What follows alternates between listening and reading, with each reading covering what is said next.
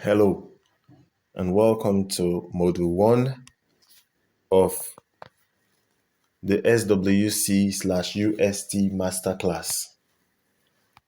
My name is John Bossey. I'm a freelance affiliate marketer, a serial investor, an investment analyst, and a business coach. I've been investing in the pre-IPO shares of Uniski String Technology, UST, through the crowdfunding platform of Skyward Community, SWC, since 2019 March, and I found it to be a pleasant investment destination. And in this video, I will be introducing you to a series of videos that will be introducing you to why I think this is a pleasant investment destination. Now, the content of this video is for educational purposes only, and it's not intended as investment advice or investment soliciting. So make sure you do your own research and check with your financial advisor before making any investment decision. This video will begin with a mindset orientation and then introduce you to an overview of the Uniski string transport technology and the outline of this masterclass. To make this training useful to you, I suggest you go through it a first time and then go through it again. But this time, take down some key learning points and take action by implementing whatever you have learned. If you have questions, you can leave them in the comment section of this video, or if you are part of our support channel on WhatsApp and Telegram, you can drop them on the support groups.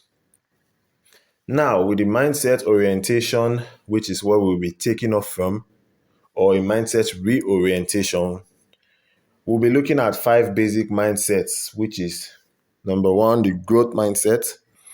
Number 2, the abundance mentality. Number 3, overcoming the fear of failure, or a mindset that seeks to overcome the fear of failure. And number 4, we'll be looking at the long-term vision, having a long-term vision. And finally, wrap up with leverage, a mindset that aims at applying the law of leverage. Let's begin with the growth mindset. I'd like to start with a quote which is popular in business and in the formal sector. And that quote goes like this: whether you think you can or you think you can't, you are right. Your thinking shapes your reality. Growth mindset is a mindset that says, I can and I will. So a person with a growth mindset likes to try new things. The opposite of a growth mindset is a fixed mindset. And the person with a fixed mindset hates to try new things. A person with a growth mindset believes ability is learned and they can learn to do anything they want to. On the contrary, a person with a fixed mindset believes ability is innate and you cannot change what you are through learning.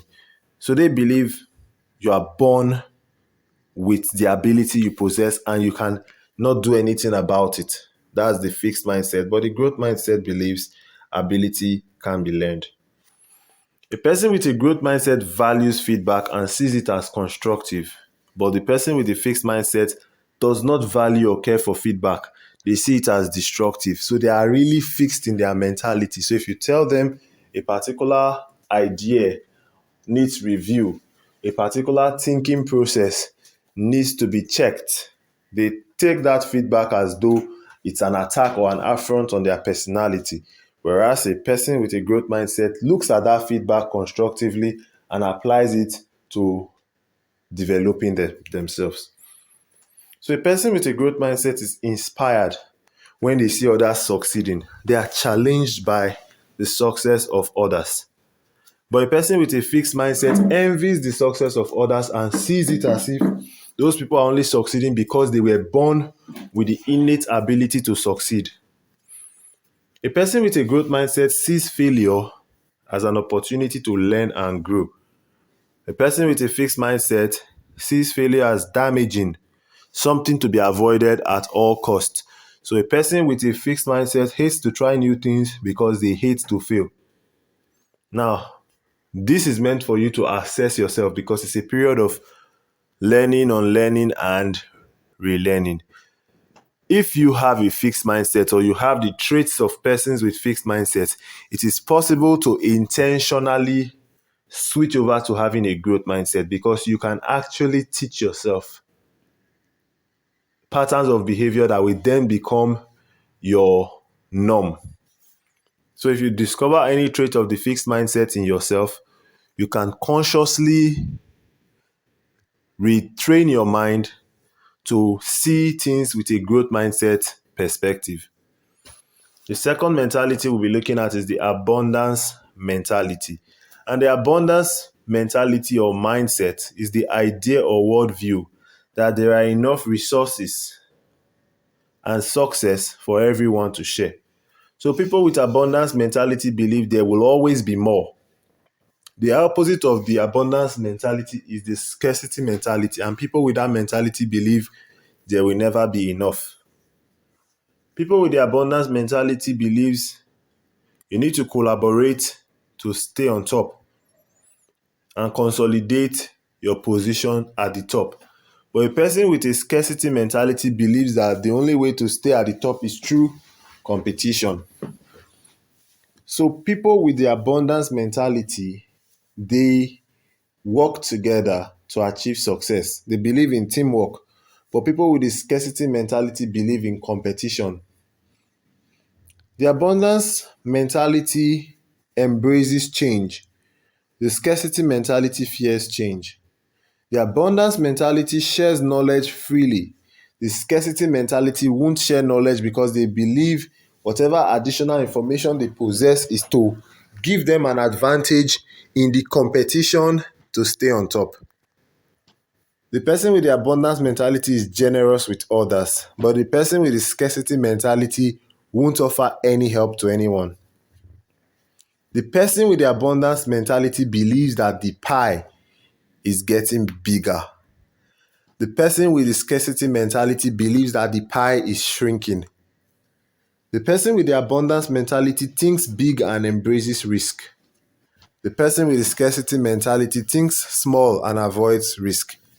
To illustrate, the person with the abundance mentality is like someone who sees the advantage they have as a candle and believe that if they turn on the light of other people's candle, their own candle will not go off.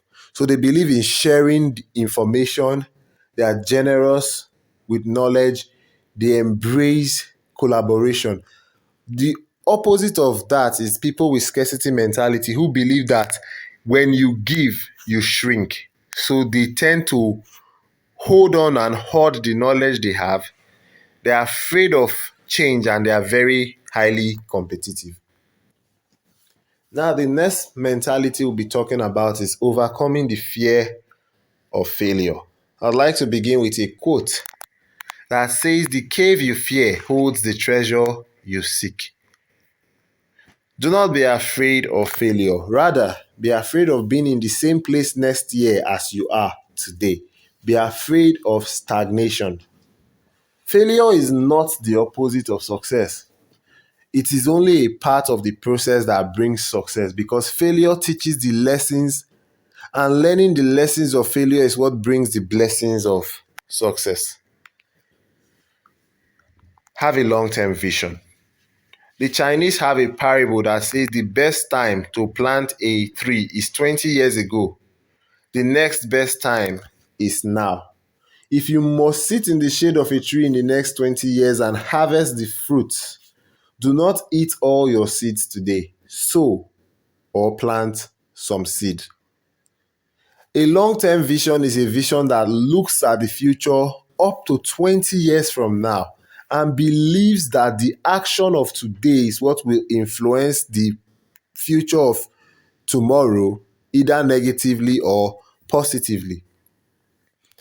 And the Long-term vision is a vision that seeks direction, not speed. They are not interested in moving fast. They are interested in moving towards a goal, towards a direction. They believe in direction more than speed because many people are going nowhere, but they are going very fast. But people with vision, they make sure they seek direction before they begin to move.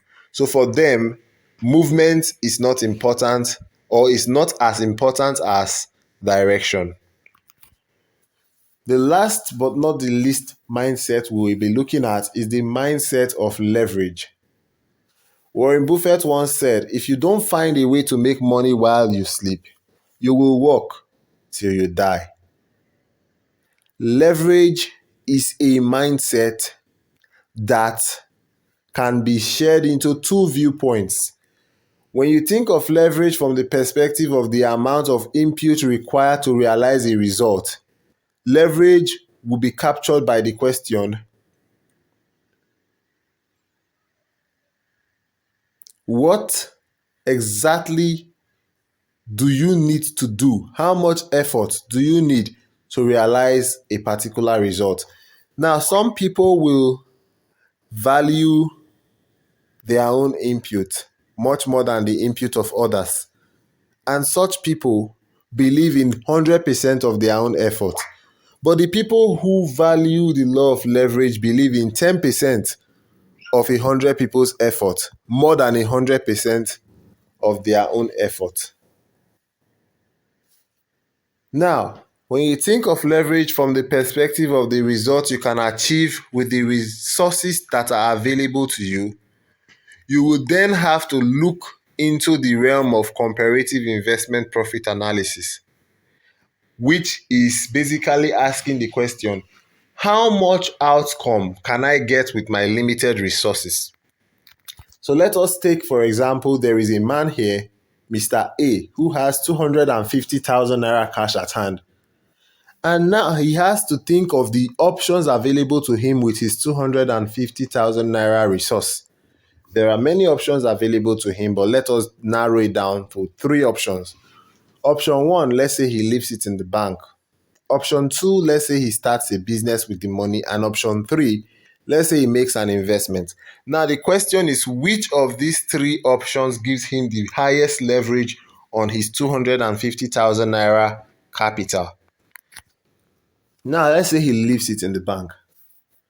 If he chooses to do so, with the current currency inflation rate of 17% per annum in Nigeria, we will be looking at a currency devaluation of 17%, which will reduce the value of his 250,000 naira by 17%. So at the end of the year, the money will be as valuable as 207,500, making him lose some 42,500 naira value of his money to inflation. Now, the most worrisome aspect about inflation is that your account balance will not show you the amount of value lost, because you will still see 250,000 naira reflecting in your account, but the value lost to devaluation will not be shown. So many people are actually ignorant of the effect of inflation on their money, not knowing that their money, leaving it in the bank, makes it depreciate simply because the account balance is not expressing the depreciation. But you will experience the depreciation in the cost of living, because the things you could afford to buy with 250,000 naira at the beginning of the year, you will no longer be able to afford them at the end of the year. Now, let's say he starts a business with the 250,000 naira. Now, first of all, there are not many businesses out there that 250,000 can help you start. But it is sufficient to start a data arbitrage business whereby you buy data from an internet service provider and resell that data to the end user for profit. Now, if he were to do a data arbitrage business, the average turnover of a data arbitrage business is 20% per quarter. So he will be making an average return of investment of 80% per year. That's going to appreciate the money he has by another 200,000 naira by the end of the year. So he will end the year with 450,000 naira, 200,000 of which will be profit. However, the 80% is as far as he can go if he chooses to start a business of data arbitrage with 250,000 naira. Now, let's say the last option available to him, he invests this 250,000 naira. I'm going to use the example of investing it in buying the pre-IPO equity shares of Uniski String Technology. Now, 250,000 converts to around $413 using the exchange rate of 605 naira per dollar unit. And $413 will buy approximately 9,200 shares. If you look at the link or the slide in the right of this, the picture in the right of this slide, you can see that $350 buys 8,400 pre-IPO equity shares of Uniski String Technologies, and $50 buys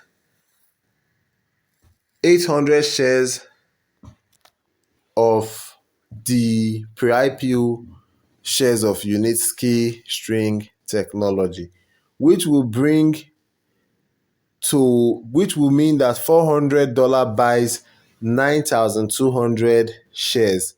That is 8,400 plus 800. Now, if you were to use $400 to purchase 9,200 units of shares, and this company, Uniski String Technology, in the future declare a dividend of $0.1 per share, for any quarter that they declare this amount as dividends, someone who holds 9,200 shares is going to earn $0.1 9,200 times, which is going to be $920 at the end of the day, which is approximately 533,600 naira per quarter. Now, a quarter is 3 months, which means this person will earn that 4 quarters in a year, totaling approximately $3,680, which is give or take 2,134,400 naira. So let us summarize. 250,000 left in the bank produces a deficit of 42,500 value loss to depreciation due to inflation. 2,500 used for business produces a profit of 200,000 naira in 1 year. However, investing it in the pre-IPO shares of Uniski String Technology will produce a profit of around 2,134,400 in dividend payments in 1 year. Bear in mind, however, that the one-time investment in the purchase of shares will continue to bring dividends every year for the rest of the shareholder's lifetime, and even afterwards, so he can pass his investment as an inheritance to his children, since the lifetime value of this investment will be much greater in the long term. Now, let's talk a little bit about the overview of Uniski String Technology. Uniski String Transport Technology is a company manufacturing electric string transport solutions with an estimated market coverage of up to 60% of the global transport market. This company is still in its pre-IPO phase, and they accept investment from members of the public through direct crowdfunding platforms such as Skyward Community. Through different crowdfunding platforms such as Skyward Community. Purchasing the pre-IPO shares of this company gives you the right to receive dividends from the global operations of this company. So that brings us to the end of today's module. If you haven't subscribed to this channel, I encourage you to hit the subscribe button, smash that notification bell so that you get notified anytime we put out content like this, and hit the like button so that more and more people can see this video, as it helps the YouTube algorithm. Thank you very much, and see you in the next video.